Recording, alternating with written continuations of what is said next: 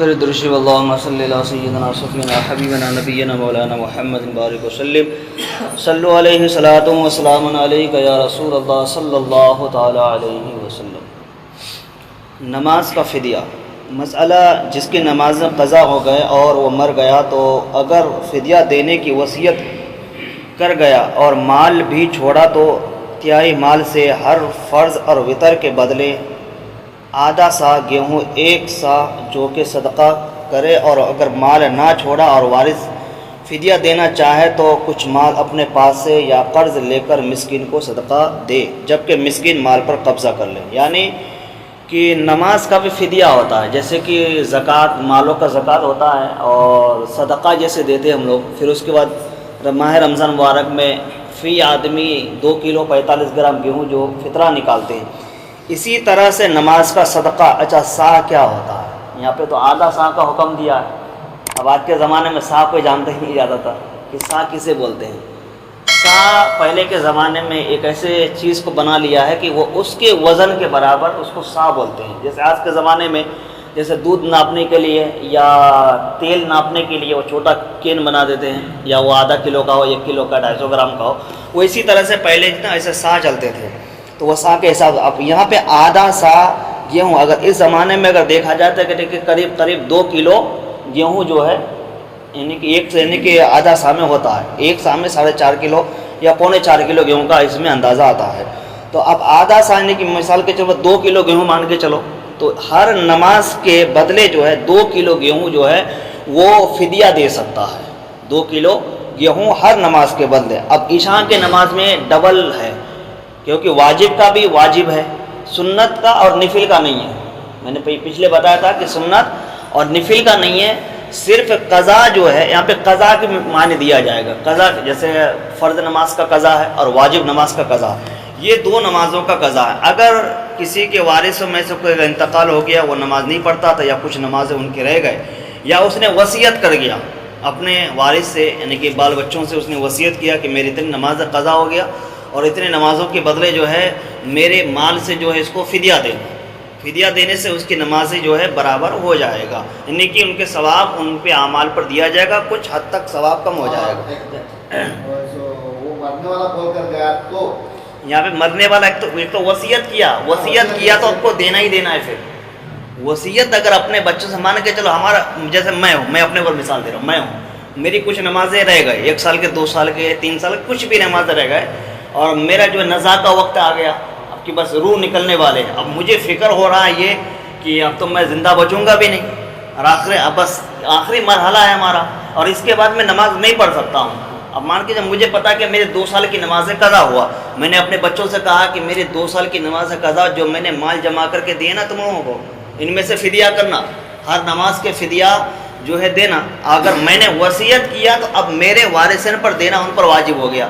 اگر اس کا عوض اس نے اگر وصیت پر عمل نہیں کیا تو پھر وہ بڑا گنہگار ہو جائے گا۔ اب کسی نے وصیت نہیں کیا، من کے چلو وہ نماز بھی نہیں پڑھا، بہت سارے نمازیں قضا ہے، اور جب نزا کا وقت آیا اس نے وصیت بھی نہیں کیا۔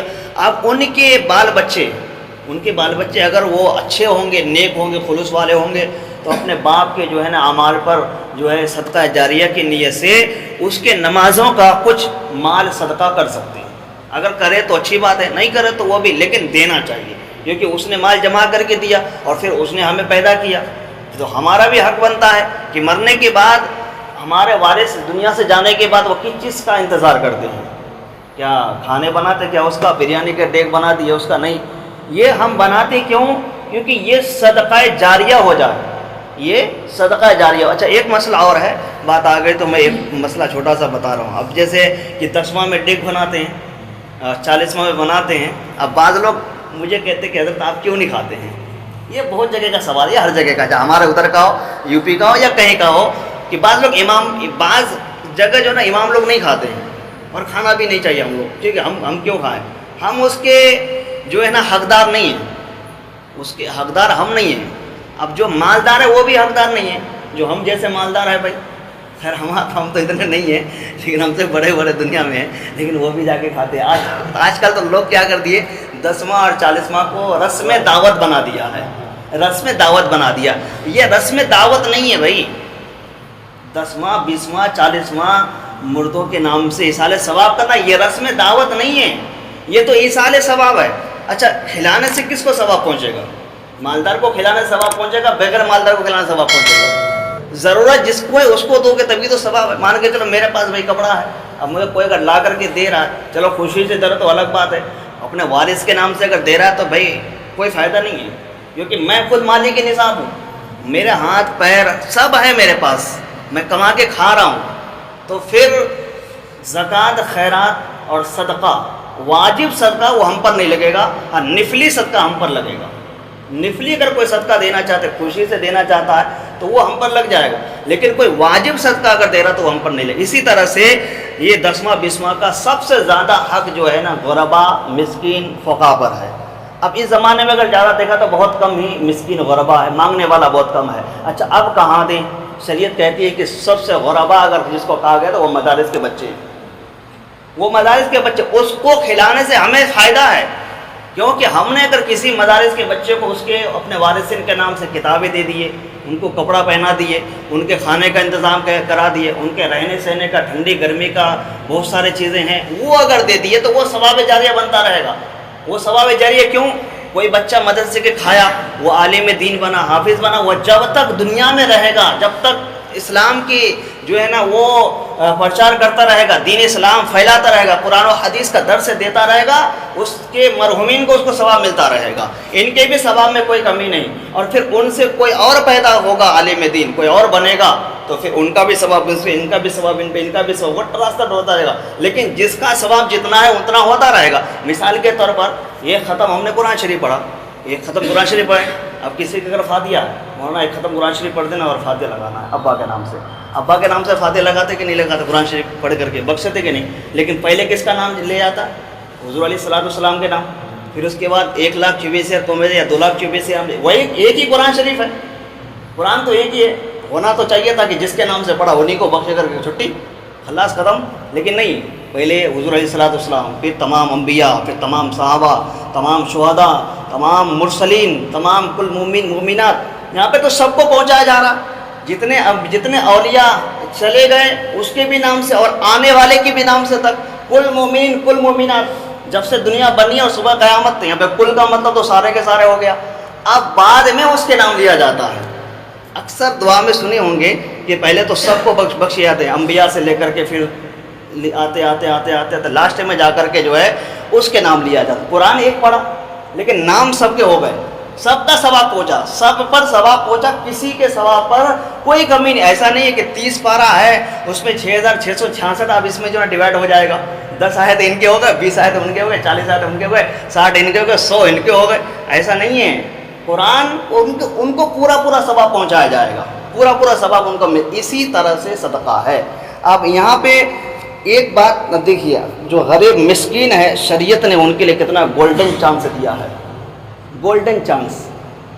کہتا نہیں کہ سونے میں اگر سہاگا ملا دیا جائے تو کوئی فرق پڑے گا؟ کوئی فرق پڑے گا؟ سونے میں اگر سہاگا ملا کر کے ٹانکے لگاتے ہیں تو بنیا کا تو پھر فائدہ ہی ہوتا ہے، لیکن گراہک کا نقصان ہوتا ہے یہاں پہ، لیکن یہاں پہ نقصان نہیں، یہاں پہ فائدہ ہی فائدہ ہے، دونوں کو فائدہ ہے۔ اب یہاں پہ ایک مسئلہ دیا ہے کہ مسکین مال پر قبضہ کر لے، پھر اپنی طرف سے وارث کو ہبا کر دے، اور پھر وارث پھر اس پر قبضہ کر لے، پھر اس پر مسکین کو دے، یوں ہی لوٹ پھرتے رہے یہاں تک کہ سب نمازوں کا فدیہ ادا ہو جائے۔ سمجھے کہ نہیں سمجھے؟ نہیں سمجھے؟ اب میں سمجھاؤں۔ مان کے چلو 10 نمازوں کے فدیہ، ایک نماز کا 100 روپے مثال کے دے رہا ہوں تاکہ سمجھنے میں آئے، ایک نماز کا 100 روپے ہوا، 10 وقت کی نماز کا کتنا ہوا؟ 1000 روپے۔ اب 1000 روپے ہوا تو 1000 روپے 10 نماز کا دیا۔ اب 10 نماز کا مان کے چلو یہ مسکین ہے، یہ اس مال کا لائق ہے، ہم نے اس کو دے دیے، اس کو ہم نے سمجھا دیے کہ میرے پاس اتنا مال ہے اور میرے باپ کے بہت سارے نماز قضا، یہ 1000 روپے اگر میں دوں گا تو اس سے زیادہ نہیں ہوگا۔ اب ان کے ہے 100 وقت کی نماز، اب 100 وقت کے لیے کتنا روپیہ چاہیے؟ کتنا روپیہ چاہیے؟ 10,000 روپے چاہیے، ہے لیکن 1000۔ اب 1000 روپے کیا کرنا، ہم نے ان کو دے دیے، وہ ان کا اپنا قبضہ ہو گیا، وہ مال ان کا ہو گیا۔ اب پھر اس نے اپنے طرف سے پھر مجھے دے دیا، اپنے طرف سے مجھے، پھر میں ان کا مالک ہوا، 10 پورا ہو گیا، پھر میں نے ان کو پھر مالک بنایا کہ پھر 10 نمازوں کا یہ دو، پھر اس نے ہمیں دے دیا. اسی طرح سے الٹا پلٹا کر کے جو ہے نا وہ تمام نمازوں ادا ہو جائے گا. یہ گولڈن چانس ہے لوگوں کے لیے. اسی طرح سے مہر کے اوپر بھی بات آتی ہے. بعض جگہ مہر بہت لمبے چوڑے باندھے جاتے ہیں, اشرفیہ باندھے جاتے ہیں. ہمارے ادھر تو اشرفیہ بنے 20-30 اشرفیہ باندھتے ہیں.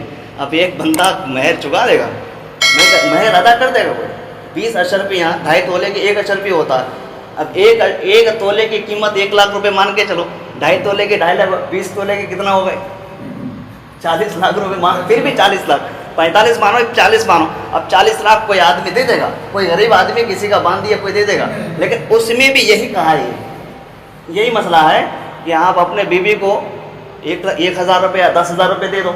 10,000 روپے دینے کے بعد بیوی جب تمہیں اس کا مالک بنا دے, بیوی نیک شریف ہوگی تو والد مالک بنا دیں گے, تو پھر اس کو پھر لوٹا دو, پھر اس سے لو, پھر اس سے لوٹا لو. اسی طرح سے وہ 10,000 روپے آپ چاہے کروڑوں روپے کا معافی کروا سکتے ہیں. یہ شریعت نے ہمیں آسان راستہ بتایا ہے.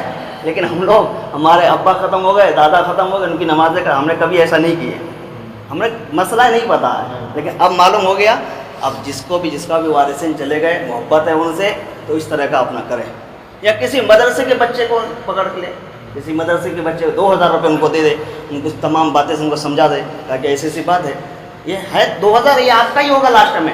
لیکن آپ کو پہلے مالک بننا پڑے گا, پھر آپ ہمیں مالک بنائیں گے, پھر میں آپ کو وہ نماز کے بدلے قضا نمازوں کا وہ اس کا آپ کو ہدیہ دے رہا ہوں. اسی طرح سے چاہیں تو وہ نمازوں کا ادا ہو سکتا ہے. اگر مال چھوڑ کر گئے تو وہ کافی نہیں ہے, تو جب بھی یہی کرے. یعنی کہ اب یہاں پہ غریب ہے, غریبوں کے پاس بھی کہاں اتنا مال ہوگا. اب یہاں پہ یاد رکھنا کہ جو غریب ہے ان کے لیے ہے, جو امیر ہے ان کے لیے نہیں ہے, یہ غریبوں کے لیے دیا ہے. اور یہاں پہ لیا کافی وہ نہیں کہ جب بھی یہی کرے. اور اگر مرنے والے نے فدیہ دینے کی وصیت نہ کی اور ولی اپنی طرف سے بطور احسان فدیہ دینا چاہتا ہے تو بہت بہتر ہے. یعنی کہ وہ وصیت نہیں کیا, اب ولی ان کا کون ہوگا, ان کا بیٹا ان کا ولی ہوگا, ان کے وارثین ہے. اگر ولی بن کر کے وہ اگر ہدیہ دینا چاہتا, بہت اچھا کام ہے, بہت بہتر ہے, نیک کام ہے, ثواب کام ہے. ان کے والد کو بھی ثواب ملے گا, اور یہ کام کرنے, یہ پہل کرنے سے ان کو بھی ثواب ملتا رہے گا. مسئلہ جس کی نمازوں میں نقصان و کراہیت ہو وہ تمام عمر کی نمازیں پھیریں تو اچھی بات ہے. اگر کوئی خرابی نہیں تو نہ, کوئی خرابی نہ ہو تو چاہے کہ وہ اپنے ادا کرے, اور پھر فجر اور عصر کے بعد نہ پڑھے, اور تمام رکعتیں بھری پڑھے, اور وتر میں قنوت پڑھ کر تیسری رکعت کے بعد قاعدہ کرے, اور 1 رکعت اور ملانے سے 4 رکعت ہو جاتے ہیں. یعنی کہ اسی طرح سے جس کی نماز میں کوئی خرابی نہیں ہے, قضا نہیں ہے, ان کے لیے حکم ہے کہ وہ عصر اور مغرب یعنی کہ فجر اور عصر کے درمیان نماز پڑھنے سے منع کر دیا. یعنی کہ فجر کے بعد اور عصر کے بعد کوئی بھی نماز ان پر پڑھنے سے منع کر دیا ہے. لیکن اگر جس کا بہت زیادہ قضا نماز ہے, بہت زیادہ قضا نماز ہے, 4 سال 5 سال کے ہیں, اب وہ کیا کرے کہ زیادہ ان کے پاس ٹائم بھی نہیں ہے. اگر ان کے پاس وقت عصر میں بھی ٹائم ملتا ہے تو وہ چھپ کر کے اپنے قضا نماز کو ادا کر سکتا ہے, چھپ کر کے, دکھا کر کے نہیں. عصر کی بھی بات قضا کر سکتے, لیکن مسئلہ ہے کہ وہ چھپ کر کے ادا کرے. اسی طرح سے فجر کے بعد اگر اس کے پاس ٹائم رہتا ہے, وہ قضا نماز کو پڑھنا چاہتا ہے تو وہ چھپ کر کے, کیونکہ ان وقتوں میں نماز پڑھنا کیا مکروہ ہے. اور یہاں پہ ادا کس کا کرنا, فرض کا ادا کرنا, فرض بڑا ہو گیا, تو اس لیے ان وقتوں میں بھی اپنے قضا نمازوں کو بھی پڑھ سکتے ہیں. اسی طرح سے کسی کے اگر وتر کی نماز اگر قضا ہو چکی ہے, اگر وہ یعنی کہ وتر کے ساتھ 1 رکعت اور پڑھنا چاہتا ہے تو تیسری رکعت میں قاعدہ کے بعد جو ہے نا دعائے قنوت پڑھے, اتحیات کے بعد کھڑے ہو جائے, پھر 1 رکعت اور ملا دے, تو ان کی پچھلی نمازیں جو ہے نا ان کا ادا ہوتا, اسی طرح سے بھی چلا جائے گا. اگر جس کا نہیں ہے تو کچھ نہیں. قضاء عمری کچھ نہیں ہے. اب بعض لوگ, اچھا یہ مسئلہ یہ کہ قضاء عمری کچھ نہیں ہے, یہاں پہ مسئلہ بگڑ گیا. قضاء عمری کچھ نہیں ہے. کن لوگوں کے لیے, بعض لوگ شب قدر یا آخری رمضان میں جو نمازیں قضاء عمری کے نام سے پڑھتے ہیں اور یہ سمجھتے ہیں کہ عمر بھر کی قضاؤں کے لیے یہ کافی ہے, بالکل یہ سراسر غلط اور باطل محض ہے. بعض لوگ کیا ہے کہ پورے سال نماز پڑھیں گے نہیں, اور یہ زیادہ یو پی کے اندر بہت زیادہ ہے.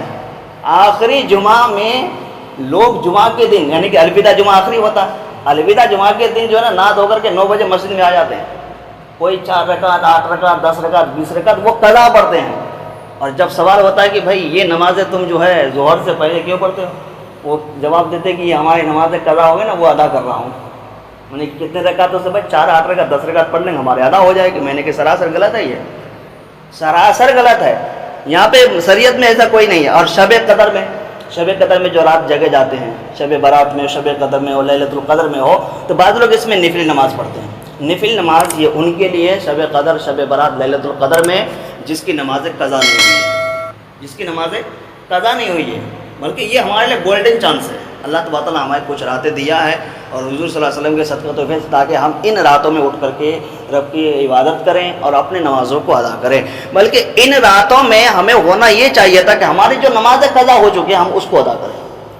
جب تک آپ کی فرض نماز اور واجب نماز مکمل نہیں ہوگا، آپ نفل نماز کتنا بھی پڑھ لیں کوئی فائدہ نہیں ہے۔ اور شریعت نے تو پھر کھلا کہہ دیا ہے کہ جیسے ظہر میں ہے، مغرب میں ہے اور عشاء میں ہے، جو نفل نماز ہے نا، وہ نفل نمازوں کی جگہ جو ہے نا وہ قضا نمازوں کو پڑھے، بہتر، بہت بہتر طریقہ ہے۔ اس سے کیا ہوگا، آپ کو تھکن بھی محسوس نہیں ہوگا، آپ کو بوجھ بھی نہیں لگے گا، کیونکہ آپ اس جگہ تو آپ کو نفل تو پڑھنا ہی تھا، نفل کے بدلے جو ہے نا آپ جو ہے نا وہ کر سکتے ہیں، یعنی کہ قضا نماز کو پڑھتا جائے۔ اور سنت غیر موقعہ میں بھی یہی کرے کہ سنت غیر موقعہ کبھی کبھی پڑھے اور کبھی کبھی نہ بھی پڑھے، اور اس کی جگہ آپ اگر قضا نماز جو فرضیت ہے اس کو ادا کریں گے تو آپ کو زیادہ ثواب ملے گا، اور آپ کے سر سے جو ہے نا وہ فرضیت کا ذمہ ہٹ جائے گا، آپ کے سر سے فرضیت کا ذمہ ہٹ جائے گا۔ اسی طرح سے جو آنے والے شب قدر ہو یا شب برات ہو یا شب معراج ہو یا لیلۃ القدر ہو، ان راتوں میں جگو، خوب جگو، لیکن ان راتوں میں نفل نماز کو چھوڑ کر کے فرض نماز کو ادا کرو جتنا چاہے۔ اچھا، اس کا نماز کیسے ادا کرے؟ ایک تو ہوتا ہے کہ قضا، کہ جس کا 6 وقت سے کم ہے تو وہ وقت لگائے گا۔ اب جس کا 6 وقت سے زیادہ وقت قضاء عمری لگائے گا۔ قضاء عمری یعنی کہ ہمارے زندگی کے نماز، اب کسی کو بہت سارے نماز قضا ہو گیا، ان کو یاد ہی نہیں ہے کسے کیسے پڑھے، حساب کیسے لگائے، تو شریعت نے حکم دیا ہے کہ وہ قضا عمری کے نام سے پڑھے، یعنی کہ نیت کی میں نے جیسے ظہر کی نماز ادا کرنا ہے، نیت کی میں نے 4 رکعت نماز قضاء عمری، اس کو وقت نہیں لگانا ہے، وقت نہیں لگانا، بس وہ پڑھتے جائے، زندگی بھر پڑھتے جائے، زندگی بھر پڑھتے جائے وہ اب اس کے لیے پھر گنتی کی بھی ضرورت معنی نہیں ہے، گنتی نہیں کرنا ہے۔ گنتی کرو گے تو پھر حساب کرنا پڑے گا، اب گنتی نہیں کرو گے تو پھر بغیر حساب کے تو ہو سکے اللہ تعالیٰ یہی نمازوں کو قبول کر لے اور تمام معاف ہو جائے۔ وہ اللہ ہے، وہ مہربان ہے، وہ تو جب رحم کرنے آتا ہے اور جب بخشش میں آتا ہے تو پھر کتنوں کو بخش دیتا ہے، ایک ہی دفعہ کتنوں کو بخش دیتا ہے۔ تو اس لیے قضاء عمری جس کے زیادہ ہو چکا وہ حساب بھی نہ کرے، لیکن قضاء عمری کی نیت سے وہ پڑھتا چلا جائے۔ ہر جب بھی عشاء میں آئے نیت کی میں نے 4 رکعت نماز ہے قضاء عمری، واسطے اللہ تعالیٰ کی ممبرہ کا وشی اللہ اکبر۔ اسی طرح سے ظہر میں آئے فرض، ہاں فرض، صرف فرض کی، کیونکہ قضا فرض کا ہی ہوتا ہے۔ اور عشاء میں 3 جب پڑھنا ہے وہ تو وہاں پہ وتر لگانا پڑے گا، نیت کی میں نے 3 رکعت قضاء عمری، وتر واسطے اللہ تعالیٰ کے ممبرہ کا وشی اللہ۔ نیت کی میں نے 2 رکعت نماز فجر قضاء عمری واسطے اللہ تعالیٰ کے ممبرہ کا وشی اللہ۔ ہاں بس، یا فجر سے پہلے پڑھ لو، لیکن فجر کے بعد نہیں پڑھنا ہے۔ اچھا، فجر کے بعد نہیں پڑھنا ہے، سنت اور فرض کے درمیان بھی نہیں پڑھنا ہے، سنت اور فرض کے درمیان نہیں پڑھنا ہے۔ اب مان کے چلو کسی نے جو ہے نا اذان کے ٹائم آیا، اب اذان سے لے کر کے جماعت تک آدھا گھنٹہ کا 30 منٹ کا ٹائم رہتا، 2 منٹ اذان کرنے کا 28 منٹ پھر بھی ٹائم رکھتا۔ اب وہ اس وقت نماز پڑھنا چاہتا ہے نا تو وہ پہلے قضاء عمری پڑھتا جائے، قضاء عمری پڑھتا جائے، عمری پڑھتا جائے۔ اب مان کے چلو یہ 5:30 بجے جماعت ہے، اب 5:30 بجے جماعت ہے، وہ 25 پہ اپنا قضاء عمری کو بند کر دے، یہ لاسٹ کے جو 5 منٹ ہے اس میں اپنا سنت کو پڑھ کر کے فرض میں شامل ہو جائے۔ یہ طریقہ ہے بہتر، سب سے بڑھیا طریقہ ہے۔ اپنے قضاء عمری کو جو ہے چاہے حساب لگاؤ یا پھر قضاء عمری کی نیت سے پڑھتا چلے۔ اللہ تبارک تعالیٰ سے دعا ہے کہ ہمارے اس نشست کو اپنی بارگاہ میں قبول مقبول عطا فرما، ہم سب کو اہدنا الصراط المستقیم، شریعت مصطفیٰ سنت رسول پر عمل کرنے کی توفیق رفیق عطا فرما، ہم سب کو نماز 5 جگانہ با جماعت ادا کرنے کی توفیق رفیق عطا فرما۔ یا مولا ہم سب کو مولا اپنے قضا نمازوں کو ادا کرنے کی توفیق رفیق عطا فرما۔ یا مولا ہم سب کو اپنے گناہوں سے توبہ استغفار کرنے کی توفیق رفیق عطا فرما۔ یا مولا اپنے حبیب کے شد کے توفیق سے مولا ہم سب کو مولا حضور ربی رحمت صلی اللہ علیہ وسلم کی زیارت نصیب عطا فرما۔ یا مولا ہم سب کو مدینہ طیبہ کی زیارت نصیب عطا فرما، مکہ معظمہ کی مولا زیارت نصیب عطا فرما۔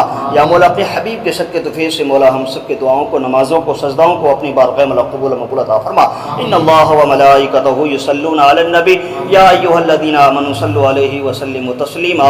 اللهم صل علی سیدنا سفینا حبیبنا نبینا مولانا محمد بارک وسلم، صلوا علیہ صلاۃ و سلام علیک یا رسول اللہ صلی اللہ تعالی علیہ وسلم۔ سبحان ربک رب العزۃ عما یصفون وسلام علی المرسلین والحمد للہ رب العالمین بحق لا الہ الا اللہ۔